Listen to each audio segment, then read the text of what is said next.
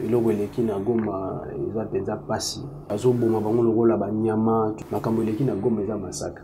Il y a eu plus de 50 morts wana selon ba sources officielles, mais bateau bazalaki sur place balobi bato bakufi au-delà de ces chiffres là. Et les commanditaires et les exécutants, ils doivent être arrêtés et jugés. Les gens qui n'ont pas de fusil, les gens qui n'ont pas de machettes. Donc c'est un régime agonissant parce que tout le monde en côté. Dans un pays sérieux où il y a des autorités responsables, la minute où on va décréter deuil national. Mais comme pour eux la vie humaine n'est pas sacrée, voilà, va banaliser la bangongo. Kadima akolinga teke ba auditer fichier. Actuellement, nous parlons maintenant de l'inexistence même d'un fichier. Il est en train maintenant de constituer un fichier maintenant. C'est quoi le but que nous voilà à remettre en place un logiciel pour traquer la fraude. Mais alors que va auditer fichier de manière transparente. Il y a quoi c'est qui va auditer fichier wana. Mais c'est ni aboyi. Fichier est corrompu. Et puis ce qui fichier existe ou bien existe. Si on dit yo au traquer fraude. On a posé une question. À quel niveau vous allez traquer la fraude? Parce que vous n'aurez pas le contrôle du logiciel utilisé par la CENI. Est-ce que la CENICO est habilitée de publier les résultats provisoires? Non, c'est à la CENI. C'est ça maintenant que nous disons que nous voilà. Oui, nous sommes d'accord avec vous. Vous pouvez traquer la fraude en utilisant une observation efficace.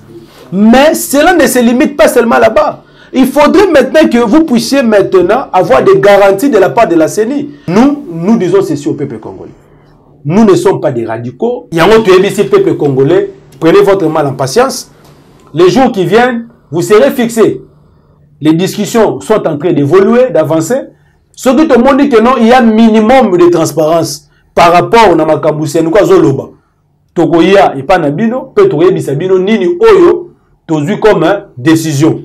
Ndeko Chilombo, il ne sera pas élu. Cette fois-ci, si on a moi, ceux qui 2 millions, tout ça, il y a tout, même à 900 000 voix, et ceux qui quasiment, Ameki Kobimisa Tshisekedi, le peuple congolais, Oyobo Ibaka victoire en 2018, ne pense pas qu'il va encore permettre que vous puissiez encore les voler la victoire en 2023. Nous allons activer l'article 64. Il y a un épisode dans les jours qui viennent, piquer la crise. Cet esprit-là de la révolution est en train maintenant de faire quoi? De travailler en Afrique. Et bientôt, c'est lui qui osera de faire quoi que ce soit au Congo. Le peuple congolais va se prendre en charge. Présidence, il y a Joseph Kabila au HLM, les acquis attaqués.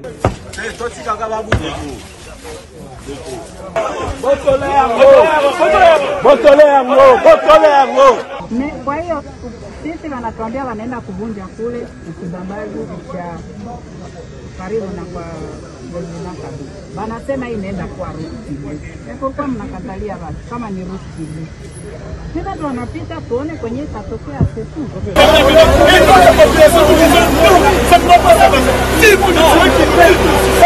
Voilà, là sont les camions pleins de caillasses pour construire une nouvelle route qui va passer dans la concession de GLM, la concession de l'ancien chef de l'État. Voilà, énième acte de provocation. À Goma, nos frères sont en train d'être fauchés et à Kinshasa, on provoque l'ancien chef de l'État à quelques jours des élections.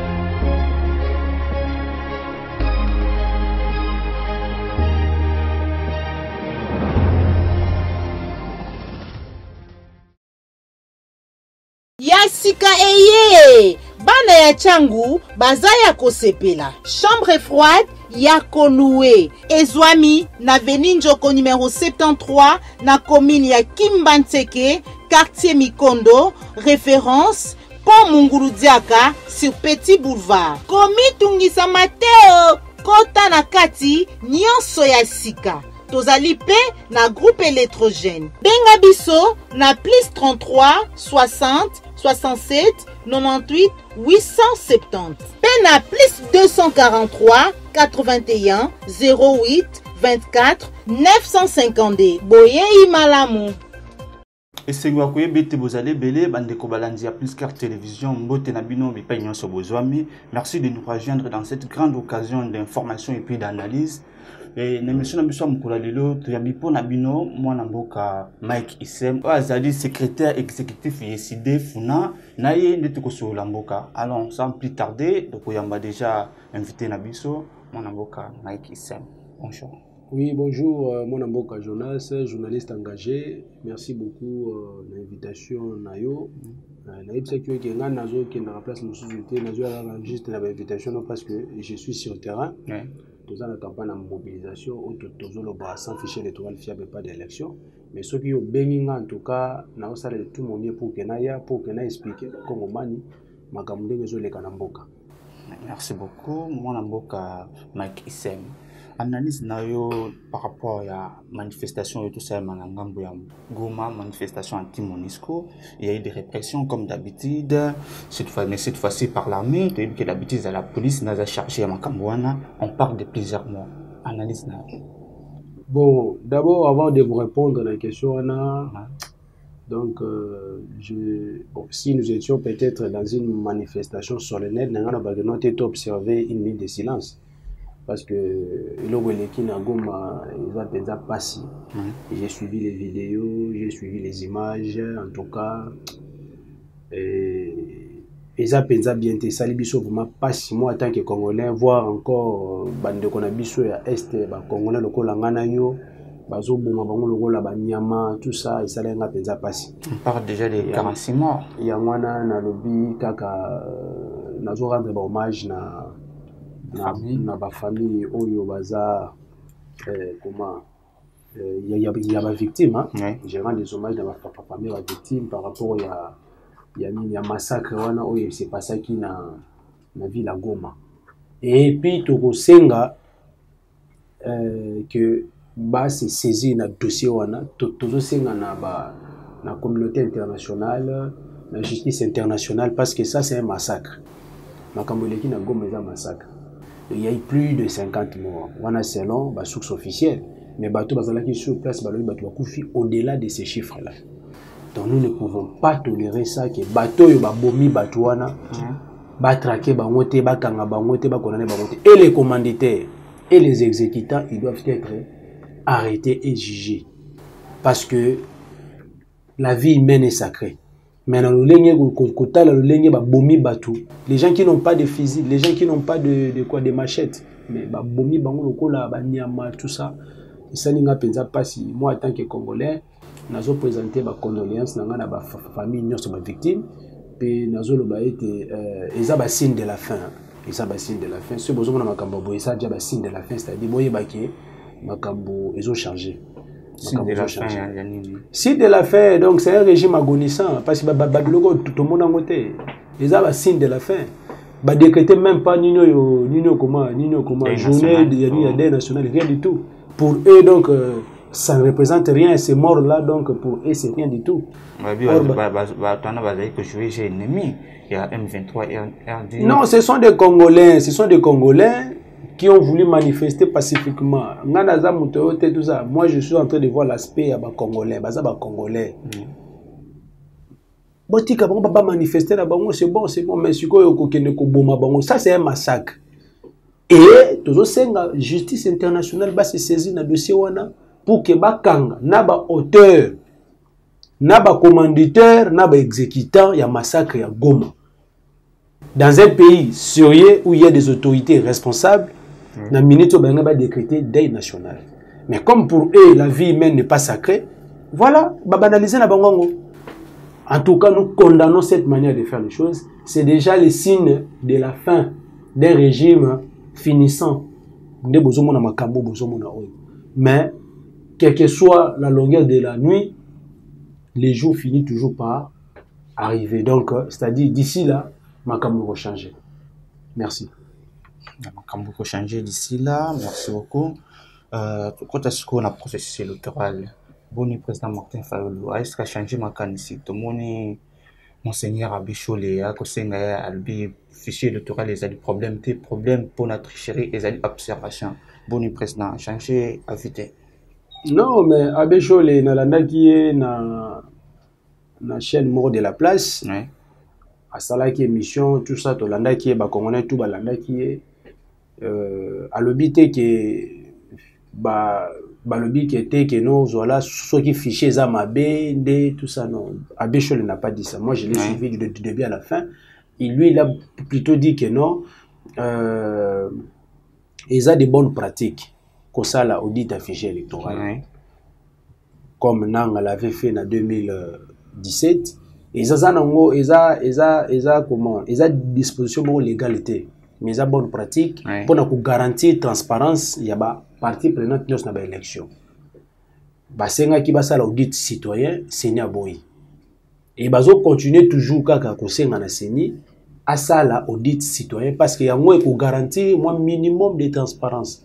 To sengi na biso mingité. Ceux qui seni monique non voilà, ba copain na yo azwa kana comme expert, ils doivent être avec nous au moment où nous allons auditer les fichiers. Baza na bango wana, ba expert à seni, ba expert à société civile, ba expert à majorité union sacrée, ba expert à opposition à résistance, biso tout okutani, to sali ni to fandi wana to yeba ni neza na kati ya fichier wana. Regarde aujourd'hui ndeko Jonas. Na ebisa bino awa ke Kadima azako kene na tâtonnement sur tâtonnement. Na tuna ka question moko, opesi biso ba carte de lecteur. Et ça n'est même pas 6 mois. Ba kombo ezate bilongi ezomona na susute. Muto abungi si carte na yete. Mais elongi ezate. Kombo ezate.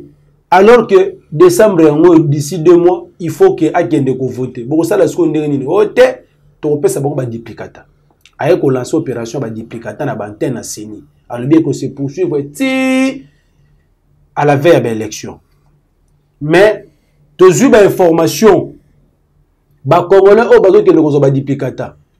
Non seulement bazo senga ba ngombongo pour bazo duplicata, mais bazo constater nini. Oye pour na basa elo duplicata. Bata la comme na kata machine comme on ezate. Comment se fait-il que muto s'enrola qui na nini comment na janvier février quand na ye soit bungi soit comme baby soit longezate aye pour na ko duplicata na bantenne seni. Curieusement, na kati ya fichier wana, na kati ya base de données ya machine wana, comme on les a te. Comme on est wapi. Yango zo mona ti lelo ndeko kadi mazoli na ko afficher ba liste électorale te. Po yebi ke soka afficher ba liste électorale wana to ko détecter ba fictif nyonso o baza na kati ya nini ya fichier wana. Ezala soko ça na carte d'électeur ebungi e ko sanrolaki. OK, na niveau ya nini ya antenne ba repesa yo nini yo carte ba robeta ka comme on papa ba tena carte base de données. Je vous dis parce que moi je suis un informaticien. Ceux qui ont la carte base de données comme on est kuna il suffit ka ba beta ka comme on yo le nom va sortir et on va juste imprimer. Mais ça sous bongoté. Comme ba tout mingi ba zoya pour na kozwa ba duplicata. Ba comme on a bango za tena carte base de données. Ba komi ko pesa ka bango ba fiche d'identification de la ina enrôlement. On remplit fiche wana bango ba beti les sous et comme le cola au lieu de ba pesa moto duplicata ba comme sous ko enrôler les sous ba na bantenne ya seni parce que moto ayo ko duplicata asa ko na besoin ko te ko benga ya ko pesa biso tout ça non il vous donne juste les coordonnées bino boko tisi ka pas bon imprimer les cartes et puis quand on va imprimer il fait comment duplicata mais les cartes que la seni est en train de quoi d'imprimer ils ont comme duplicata. Congolais que nous voilà. Nous doutons fort de l'existence d'un fichier électoral. Fichier Oyo Kadi Maïbisa fichier Oyo Kadi Maïbisa il y a 43 millions. Nous doutons fort parce que bateau ya rola qui a 43 millions. Bazo que nous avons 4 na bango ba bungisaki na ba ozalaki na ba oyo illisible mais bazo kuta ba komo na bango na kata base de données wana te ya seni. Seigneur comme susuko identifier batou o ba yoko ba duplicata et ça la marawapi. C'est pour vous dire que nous voilà quand nous avons dénoncé que nous voilà l'enrôlement tel que mené par la CENI était bâclé et puis ezalaki déjà préparation à fraude électorale. Aujourd'hui maintenant nous savons maintenant que nous voilà dengue kadi maza on a CENI fichier électoral il est en train maintenant de chercher maintenant de nous fabriquer un autre fichier électoral parce que il est maintenant bloqué. Voyez maintenant cela, nous avons compris que non. Kadima ayebi que audit un fichier électoral, les amalam pour garantir transparence à ma partie prenante. Oui. Mais comme fichier na yewana, d'abord avant on parlait d'un fichier corrompu, mais actuellement nous parlons maintenant de l'inexistence même d'un fichier. Il est en train maintenant de constituer un fichier maintenant. Et il y a un zomona que soka bengi bisoto ya tu es kota la fichier to kota la fichier où existe à katendenge nini.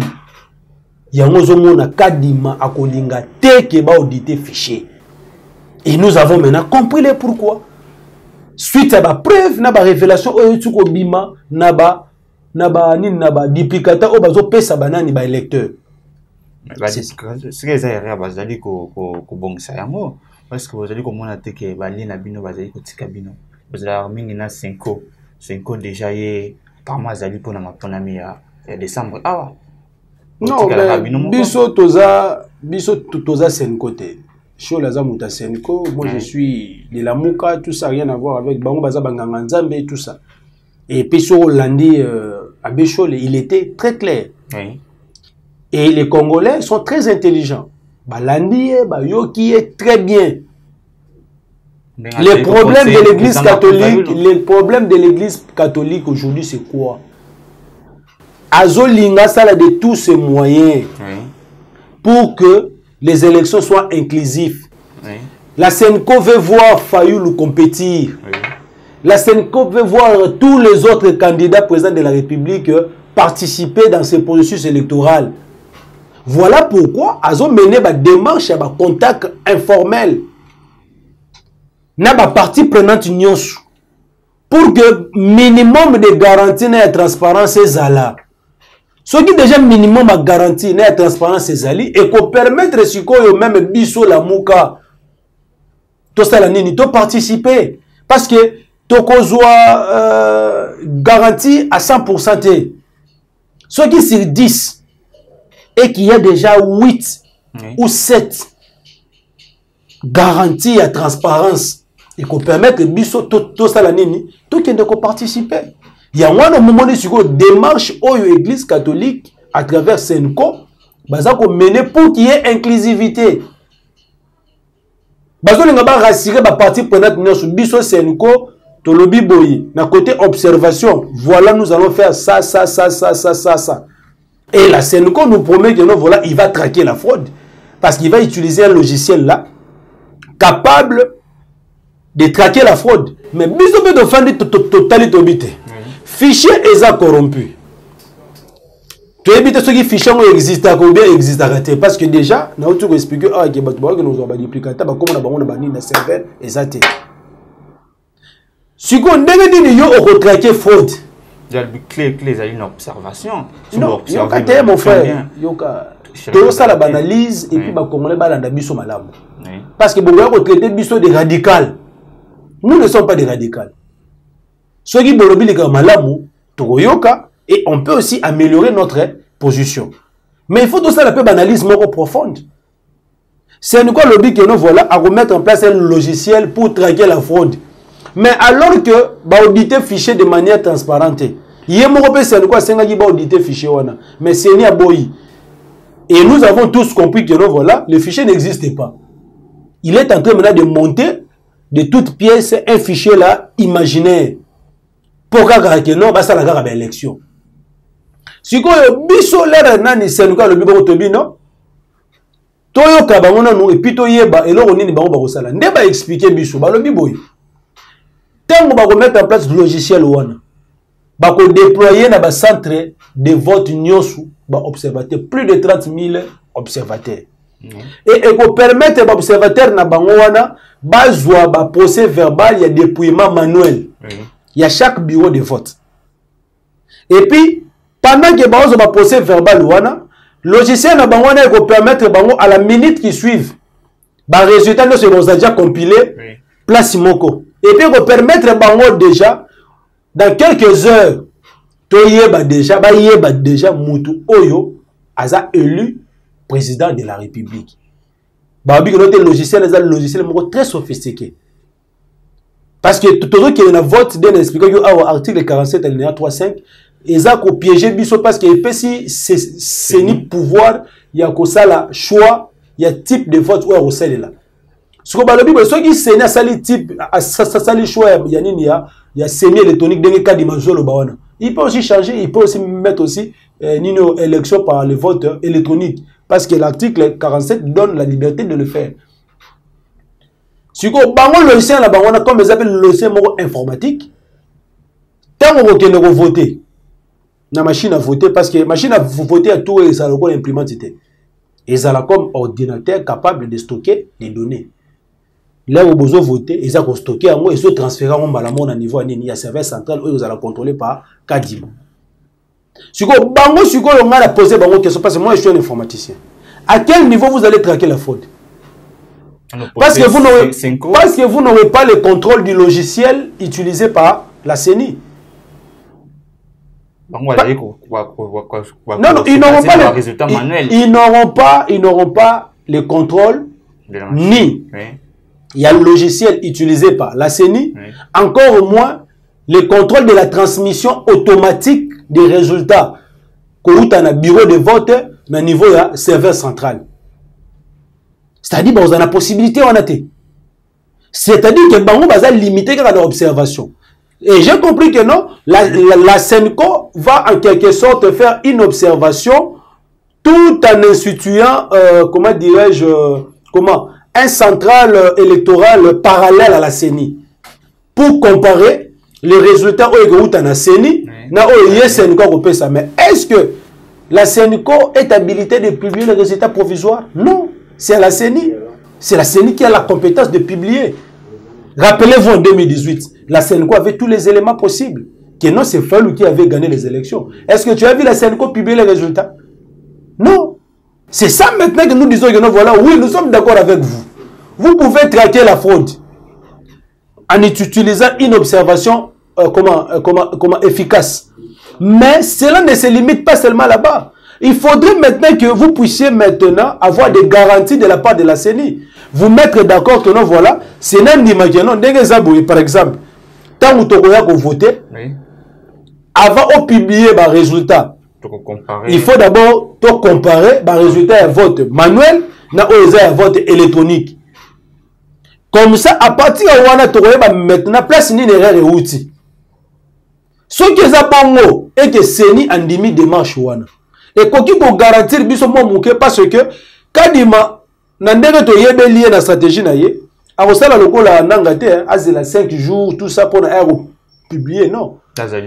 Kadima avec le vote électronique aux transmissions automatique. Donc ceux qui vont voter à 18h arrivé à minuit Kadima fait quoi? Il publie le résultat. Et l'article 5 de l'alinéa 5 de l'article 47 ils ont institué une juridiction imaginaire na kati wana o ba pesi seni compétence wana ya ko trancher ba litige au cas où il y a divergence entre ba résultat de déploiement manuel na résultat o outil na vote électronique. Ce qui seni a moni que non yo zo ki 45 000 voix na ba procès verbal, tu as tous les procès verbal et que hier a ebiso voilà Mike il y a 45 000 voix, aux voix qui 6 000 voix. Même si vous en avez preuve. Vous en avez preuve. Il y a une compétence sur l'article 47 alinéa 5. Il y a un tranché par litige. Il y a un procès verbal. Il y a un centre de procès verbal à centre de compilation. Il y a un retransmettre à niveau de cour constitutionnel pour le contentieux électoral. C'est-à-dire pour hier, voilà, M. Mike avait reçu 6 000. À 45 000. Donc, c'est ça, le Sénat au Lomba. Oh, il y a comme preuve, comment c'est-à-dire, résultat na PV na ye, il y a un an de retransmettre au niveau co-constitutionnel. Là, il y a une preuve na yo co-constitutionnel. Co-constitutionnel, à l'article 47, alinéa 5. Oh, il y a si CENI pouvoir wana ya ko trancher ba litige en cas de divergence. À partir de wana, la cour ne va pas malgré ma preuve, ne va pas vous proclamer comme président ou bien comme député. Non. Il va maintenant se référer à procès verbal à la compilation ou outil na CENI. Parce que yo procès verbal, il y a bureau de vote. Il y a un voilà, nous disons ceci au peuple congolais. Nous ne sommes pas des radicaux. Le peuple congolais souffre. L'espoir de tout un peuple, aujourd'hui, c'est le président élu Martin Fayulu. Lors de notre dernier congrès, Kenya Kisangani, au mois de juillet, nous avons dit dans notre résolution 24 que le boycott est un vocabulaire na biso, c'est-à-dire que notre biso décidé tolobakate que notre tokoboya ba élection. Non. Mais tolobaki que nous voilà toko mettre une batterie de stratégies pour que les élections soient crédibles, c'est-à-dire impartiales, inclusives et apaisées. Ce qui lelo Sénéco balingi ba accompagner biso na processus wana ya transparence. Na processus wana ya ko garantir ba partie prenante union, c'est-à-dire société civile, opposition, majorité que non voilà, cette fois-ci, ça sera difficile de pouvoir comment c'est-à-dire voler comment notre victoire en ce moment-là. Nous serons d'accord avec eux. Il y a un moment où voilà, nous sommes en train de discuter parce que la Sénéco est en train de discuter avec toutes les parties prenantes. À Solana Bisso, à expliquer Bisso, Babylon on a esbino wana, parce que le peuple congolais, il faut pas la rassurer, puis il faut pas comprendre. Parce que bateau baza mal intentionné, ils vont maintenant venir avec d'autres discours. Oh talakuto, baloba ki boye, basali boye. Non, ce n'est pas ça. Nous avons dit que nous n'allons jamais boycotter les élections, mais nous allons faire de notre mieux pour que le minimum de transparence est à la garantie dans le processus électoral Oyo. Ce qui te montre qu'il y a un minimum de transparence, sur 10 et que tu as 7 ou 8 de régionales, le peuple congolais, honorable Mike Sem, qui est déposé. Mokonzamboka Martin Fayulu, qui est déposé. Parce que bazana bateau était le bango ba élection pour ne pas voter. Il y a un autre peuple congolais et votre mal. Prenez votre mal en patience. Les jours qui viennent, vous serez fixés. Les discussions sont en train d'évoluer, d'avancer. Ce que tout le monde dit que non, il y a un minimum de transparence par rapport à Namakambusia. Nous avons Zoloba. Tokoya et pas Nabino, peut trouver Bisabino, Nini Oyo, tozu comme décision. Mais pour l'instant, notre position reste inchangée. Nous n'allons pas déposer nos candidatures à tous les niveaux sans un fichier fiable. Voilà pourquoi je continue toujours avec cette mobilisation-là sur le terrain et demain je serai à Kalamou. La stratégie wana ya transparence wana na quête na bino la transparence wana. Et est-ce que vous avez que c'est un recul pour revoir ba préoccupation na bino na tout est. Nebisho boye. Parce qu'on ne peut pas parler des élections crédibles sans un fichier fiable, c'est ça? Donc, ce fichier est fiabilité. C'est-à-dire, il faut revoir le fichier, il faut bander la macambounia. Mais ceux qui passent l'audit et qui fichier, ceux qui passent l'audit, ceux qui s'est ni le loin d'imi que ça l'audit et que fichier est fiabilité, on doit répondre à ça. Alors, on doit recommencer. On doit recommencer. Raison pour laquelle la CENI ne veut pas le faire. Si la CENI sait que son fichier est bon, pourquoi il refuse alors qu'on puisse auditer? Parce que nous avons dit ceci. Ceux qui vont auditer fichier et que erreur des 1 ou 2%, nous allons aux élections. Nous participons. Jusque-là, nous n'avons pas boycotté. Décidé la Mouka, Mokonzamboka, Martin Fayulu, nous sommes dans le processus. Pas pour ce peuple congolais, nous sommes dans le processus. Nous sommes en train de faire des revendications. Il y a un monique catholique à Balobi que noté Makambo. Décider la Mouka Balobi Ezali à solo. Et bien, ils vont rejoindre Bisso Bayeko Senga na CENI. Et ils ont compris que la CENI refuse de faire l'audit du fichier électoral parce que le fichier là est vide. Le fichier n'existe pas. Il y a un dit, bon, ça va. Comme il y a Boito audité fichier, Alina qui en a besoin de fortune, voilà, on ne peut pas aller comme de brebis à l'abattoir, non. Il faut quand même, puis quand même, la processus, tout ça, quand même un minimum de transparence. Ce ne sont pas les assurances de la Sénéco, non, ça ne suffit pas. Il faut tous dans le minimum de transparence. Lorsque nous aurons le minimum de garanties à transparence, je reviendrai vers vous pour dire au peuple congolais, Tala, Tofanda Kina Bandeko, Balobi, tout ça. Rappelez-vous en 2018, nous on était contre l'organisation des élections avec la machine à voter. Parce que ça y a qu'on a sauté. Mais tant l'Église catholique a sali ba démarche ou a sala lelo a bengi connaît à l'époque connaît nanga ko ba habiter dengue zawana machine à voter ko zalaka utilisée comme étant une simple imprimante. Parce que nous à la veille des élections, nous avons dit que nous n'allons pas participer aux élections avec la machine à voter. Rappelez-vous, pendant que les autres disaient que nous avec ou sa machine à voter, on ira. Oui. Ils réfléchissaient comme des abrutis comme ça, et bien tout ça. Mais nous, on savait ce qu'on demandait. C'est à la veille, soit 48 heures avant le jour du scrutin, que Nanga nous a rassuré que nous voilà machine à voter et qu'on allait utiliser les sous-soutés, le ordinateur, le dispositif électronique. Mais on va l'utiliser maintenant comme étant une simple imprimante. C'est à partir maintenant de là que nous sommes allés aux élections. C'est-à-dire que nous avons quand même évolué.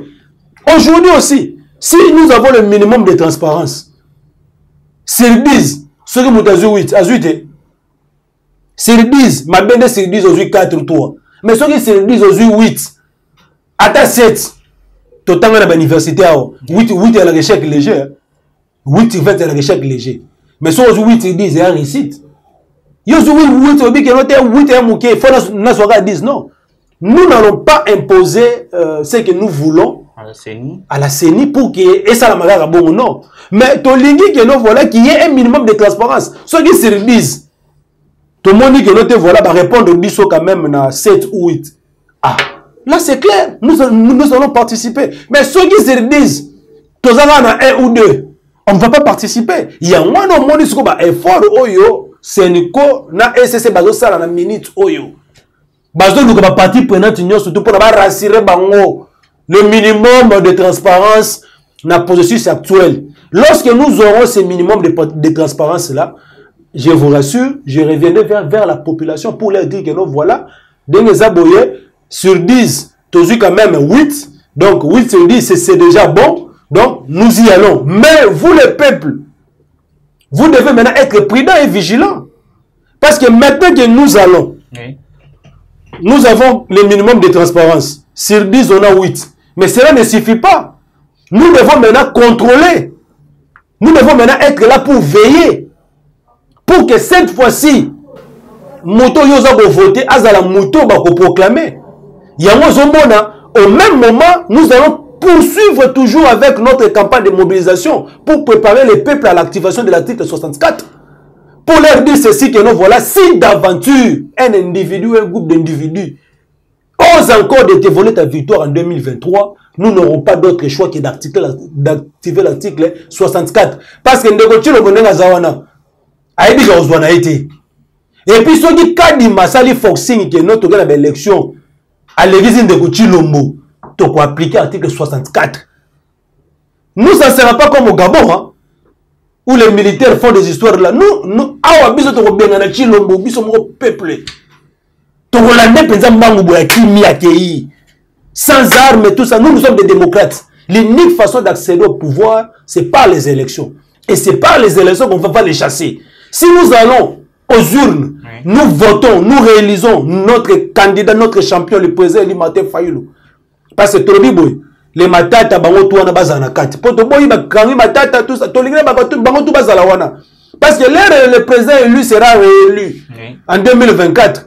Bazo résultat que voilà parce que Katoum n'était pas là, même Kabila la minute ceux qui opportunité zali qui a s'enrôler, bon PC opportunité à s'enrôler, aya to battre yi. À mon président il m'a fallu le battre yi. Bandeko FCC n'a pas faute. Assurance au résultat. Assurance n'a biso zo na peuple. Parce que la minute le peuple a un candidat moko, candidat unique, le président élu Martin Fayulu. Et Azo Zelaye appelle ça bango mot d'ordre. Peuple ici bango, prenez votre mal en patience pour veiller enfin que cette fois-ci vous obéissez à la matière. Ndeko Chilombo ne sera pas élu parce qu'il n'a jamais été élu. Comment il va être réélu? Il ne sera pas élu. Et il sera encore bâti à plate couture. Cette fois-ci, si on a moi, 2 millions, tout ça, il y a tout, même à 900 000 voix, vous souhaitez. Mouta voter, parce qu'un Congolais sérieux normal ne peut pas voter, mais c'est Chilombo. Bah, autant qu'il congrès, c'est comme candidat, président, il y a UDP, il y a Union sacrée. Mais bah, adopter le projet Moroté. Ils n'ont aucun programme de gouvernance. Non, et vous voyez, il congrès, tu désigner notre candidat à la présidentielle, Martin Fayulu. Tu as adopté Mbalamoko, ou tu manifeste qui s'engage notre programme de gouvernance. Et tu as dit que nous devons en 2024. Pendant 6 mois, tu as la tout ça. Secteur boye comme boye. Il y a un biso aw. Ceux qui tu pouvoir na biso na 2024, peuple a eu victoire na yé. Makambo bozo mona wana ba massacre wana tout ça bon ça la sauter. 6 mois c'est trop. 6 mois c'est trop, il y aura la paix. Il y aura tout bis ba ndeko na biso ya Ruchuru ma 6. Kwa mutu. Place au nyon surtout bazo ki ba carte té ba sangola kité. Et c'est na bango ba yeba boye que non. Les élections est une obligation constitutionnelle. Et les élections doivent s'organiser dans les délais constitutionnels. Et ça impératif moko botoko qui jamais ko changer yango. Yango te lobi boye. L'unique façon pour na biso ba démocrate to benga na bato yo. Ba opportuniste o ba yaki na nzela ya tricherie ya fraude. L'unique possibilité na biso en tant que ba démocrate, c'est pas les élections. Yango to senga na bino boye. Bangate, nous sommes de cœur avec vous. Toi qui n'avez l'élection en décembre, toi en finir avec le régime au finissant, pe boko mona en janvier 2024, ndenge Congo et Kotomboma, ndenge Congo et Kokikene Liboso. Donc, ndenge zawana bozala calme, bozala très calme, nous sommes en train de travailler nuit et jour pour que ce processus électoral soit au moins transparent. Même si nous n'aurons pas 100% de transparence, mais au moins 90% de transparence. Il y a un que non, nous sommes dans le processus. Comme je suis là, je suis toujours candidat. Le président Eli Martin Fayulu, il est toujours candidat. Donc ne désespérez pas. Mouta quoi ça binote que oh Fayulu, non. Nous sommes là avec eux. Donc prenez votre mal à patience. Ba adversaire ba otalanga déjà bazolenga. Ba komi da olenga. Ba adversaire ba komi kolenga lenga on a tout ça. Babi, si pour les gars sont funa, tu as vu ça, voilà, c'est question de temps. Dans les jours qui viennent ici, bah te belé, bah piquer ma crise. Bah te belé, bah piquer ma crise. Donc, prenez votre mal en patience, nous sommes de cœur avec vous, nous allons en finir cette fois-ci avec M. Chilombo dans les urnes. Et le 24 janvier 2024 à minuit, Chilombo ne sera pas là, de gré ou de force. Nous-mêmes, le peuple, nous allons les chasser. Il va fuir. Il va prendre de fuite. Il y a Rokima. Il y a des bazués, tout ça. Biso bakabakou d'état de bien côté. Et puis tout Congolais, ouais, biso mitale biso ezageno biso ba Congolais. Moi là, avec ma base, tokei te biso mais Chilombo, ngonge koki. Yo to chakabu ngonga. Toujours de l'avant. Pas accueilli, c'est fini. Donc transparence aux alliés koloba apparemment binoka ne vous a dit comment la transparence de na maponami. Non, mais, même à ta bateau, qui ont déposé, ils ont dit quoi? Toké ko déposé, mais, tozo linga quand même, auditer fichier. C'est comme ça, non? Bon, vous voyez bien que voilà, qui ont déposé, mais fichiers à ma baie. Oui, mais quand même, mais quand c'est on est sur biso sur l'élo église catholique a rejoint des biso parce que là, qui ont 5 audits citoyens. Parce qu'il s'est rendu compte que non, ouais, Fayulu, on a raison. Azaï couper sa faille raison, mais Azaï couper sa paix bandit comme ça qui n'a pas raison. Non, on peut savoir raison nini. Na poni. Azaï d'accord na bango na batu ba plus. Azo peut savoir raison na logo te parce que bango de bazana bango ba kelo ko la bantaba. Ils n'ont pas réfléchi. L'église catholique demande à ça la lelo. Et ça passe à ligne inclusivité. Aligné comme on a failli la kota na kati. Aligné comme on a bandeko na biso FCC biso pour na biso des agents non. Soka ta pendant 2 jours hein. Ba repesa bandeko na biso FCC temps ba s'enrôler. Ba ki de ko s'enrôler, ba kota poto gagner Kabila na kati. Kutu bandeko belé bazali ko estimer à tort ou à raison que bino bazali ko la na FCC. Non biso FCC peut-être azali na ba corps na yo ils allaient respecter té. Ya on a bri makona. Tu ebisa bino tango nyonso ke union sacrée c'est la deuxième grossesse il y a FCC Cash. Et ça, grossesse à mi-balé. L'union sacrée, c'est la matérialisation de la fraude. Au moment là, bah, ça la fraude. Bah, matérialiser, matérialiser, bien pensé, c'est-à-dire, l'air, bah, former, bah, bien, union sacrée. Dans l'union sacrée, tu trouveras qui? Les moboutistes, les kabylistes, qui se sont transformés aujourd'hui aux tshisekédistes, mais alors que dans l'union sacrée, il n'y a pas de tshisekédistes. Il n'y a aucun tshisekédiste dans l'union sacrée. Ce qu'on dit, Félix, il n'y a aucun tshisekédiste. Les gens pensent que Félix c'est un combattant. Félix, pendant la lutte, à Salamashika, une fois. Pendant la lutte de son père, à Salamashika, une fois. Il n'était pas sur le terrain. Peut-être qu'il avait un problème de santé. Non. Félix. Non, non. Les gens qui étaient toujours là, à côté des Sphinx délimités, de Rez Mémoire, il y avait Martin Fayoulou, les Valentin Moubak. Ce sont là les gens qui ont les tshisekédistes en eux. Aujourd'hui, l'union sacrée, c'est quoi? C'est l'ensemble des moboutistes qui se sont transformés aux kabylistes. Aujourd'hui, maintenant, ils sont des soi-disant tshisekédistes, mais ils ne sont pas des tshisekédistes. Citez-moi une seule institution qui est gérée ou dirigée par un tshisekédiste. Exact. Mbosso, c'est un moboutiste transformé en kabyliste et il est devenu maintenant aujourd'hui soi-disant tshisekédiste. Bahati, il est qui?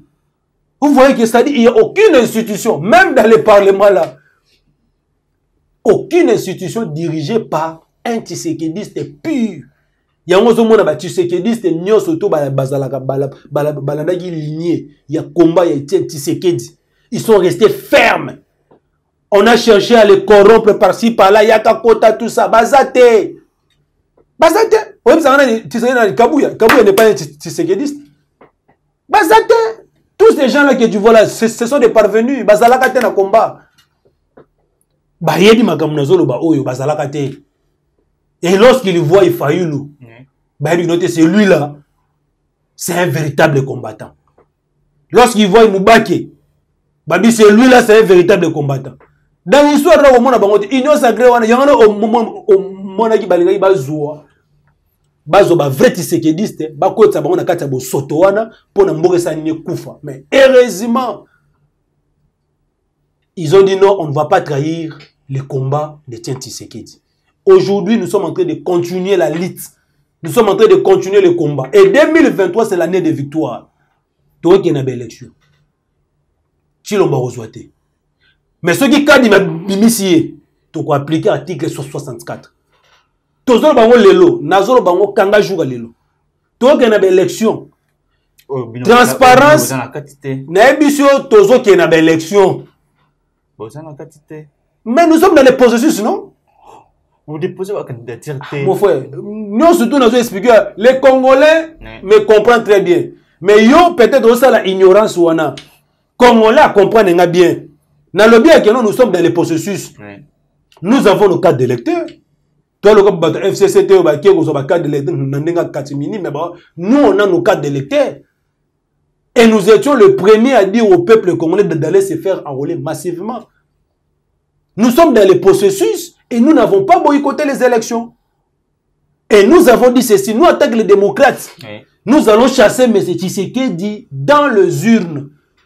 Et ceux qui kadiment, ameki kobimisa Tshisekedi parce que arolekate, chilomba rolekate.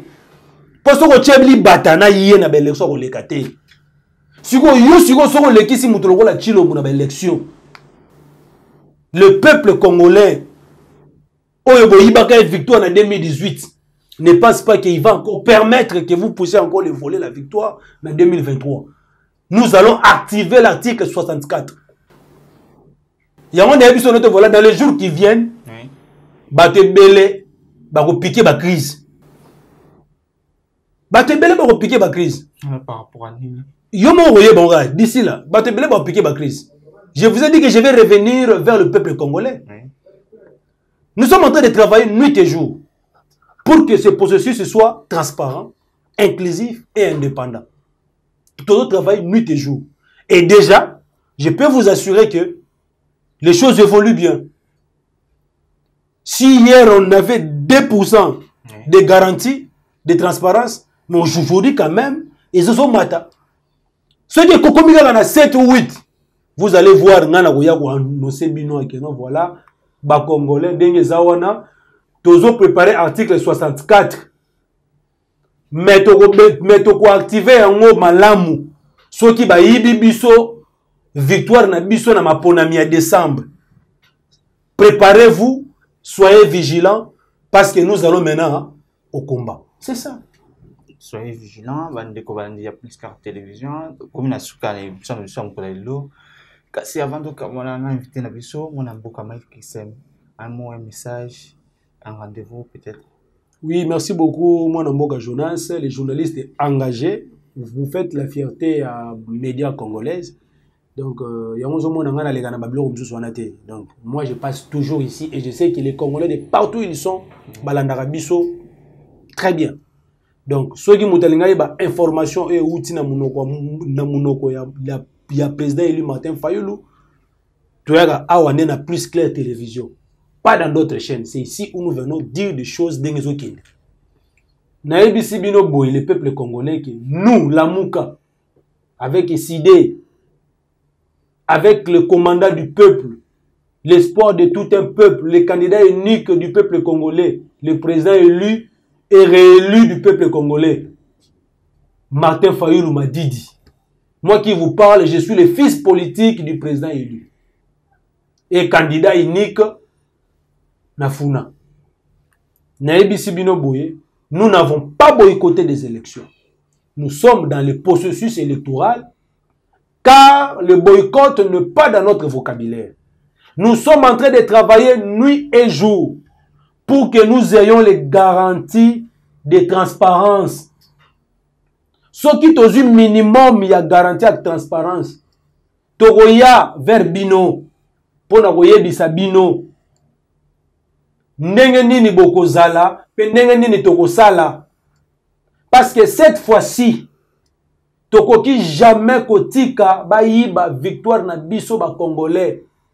Soki ndeko kadima ameki ko yiba lisusu pour la deuxième fois victoire na biso, confère résolution 30 de notre congrès Kenya Kisangani.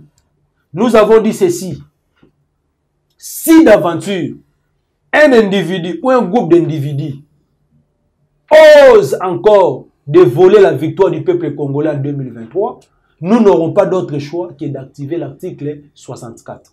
Voilà pourquoi nous sommes dans le processus, nous n'avons pas boycotté les élections. Dans les jours qui viennent, nous reviendrons vers vous et nous vous dirons quelles sont les mesures de surveillance que nous devons prendre pour surveiller l'élection au décembre 2023. Donc, ngai lobi na kozala na kalamu, nazo continuer toujours campagne de mobilisation pour préparer le peuple congolais dans l'activation de l'article 64. Parce que nous sommes, le peuple est souverain. Moutabangi sabinote. Baboma, bakanga, basala nyosu bako sala. C'est un régime finissant, c'est un régime agonissant. Le 24 janvier 2024, M. Tshilombo ne sera pas là. Azola nanga très bien. Soki kadi mazo kanisa geno voilà yena kamuleta bako legisela biso Tshilombo. Na 2024, nous, peuple congolais, nous allons activer l'article 64. C'est fini. Tshilombo était une parenthèse qu'on avait ouverte. Maintenant, on va refermer ça rapidement. C'est une erreur de parcours. Toche Mupanzi, a qui est en retraite, calmement. Togolandela plus tard. Mais pour l'instant, Tozo mettre hors d'état de nuit. Car le peuple est souverain conformément à l'article 5. Moutabanga binote, Moutalengi sabinote. L'esprit de Lumumba, l'esprit de Kimpavita, l'esprit de Kimbangu, Ezana Katia ba Congolais. Cet esprit-là de la révolution est en train maintenant de faire quoi? De travailler en Afrique. Et bientôt, c'est lui qui osera de faire quoi que ce soit au Congo. Le peuple congolais va se prendre en charge. Je dis et je vous remercie. Bafwa, bachala, bachala. Tokobanga te, mais tokobangi sande bango. Merci. Très bien. Mon amour, merci d'avoir répondu à nos invitations. bandeko balandi ya Blitzcar Télévision chez le émission na biso ya moto ya lelo kasi avant tokabala na bino tolanda nanu en image résidence ya Joseph Kabila ou ya GLM tellement ndana ezalaki attaqué par bato peut-être bazali koluka na kotonga nzela wana na kati et puis tokabala na bino.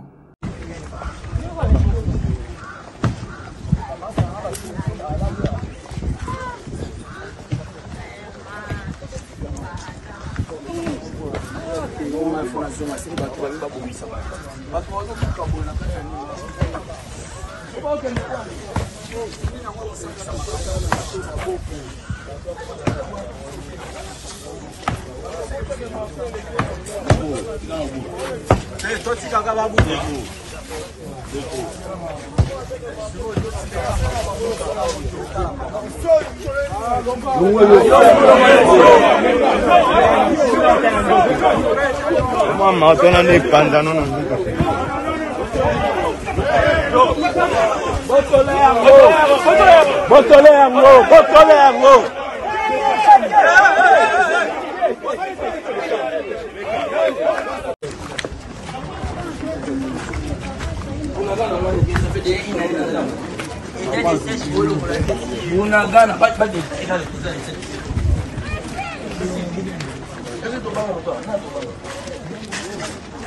Jordan. Oh yeah. Mais il là bango ba bazala.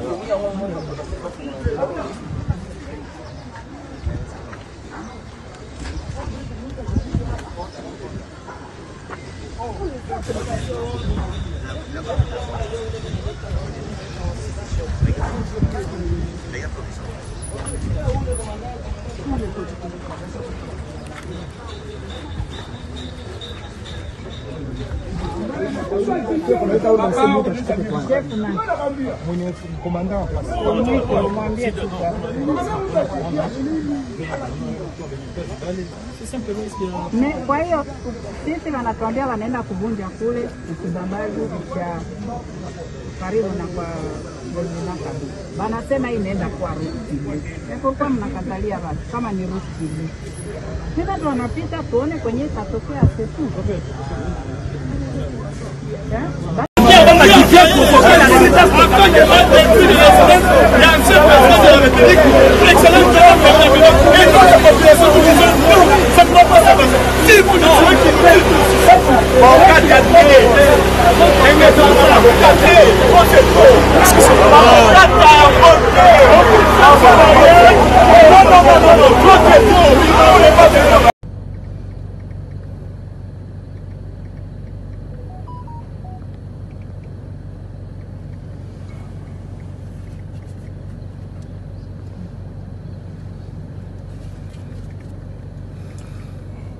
Voilà, là sont les camions pleins de caillasses pour construire une nouvelle route qui va passer dans la concession de GLM, la concession de l'ancien chef de l'État.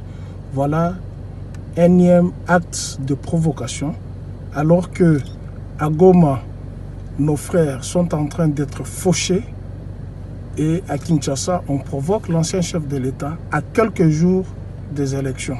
Qu'est-ce qu'on en veut? On ne sait pas.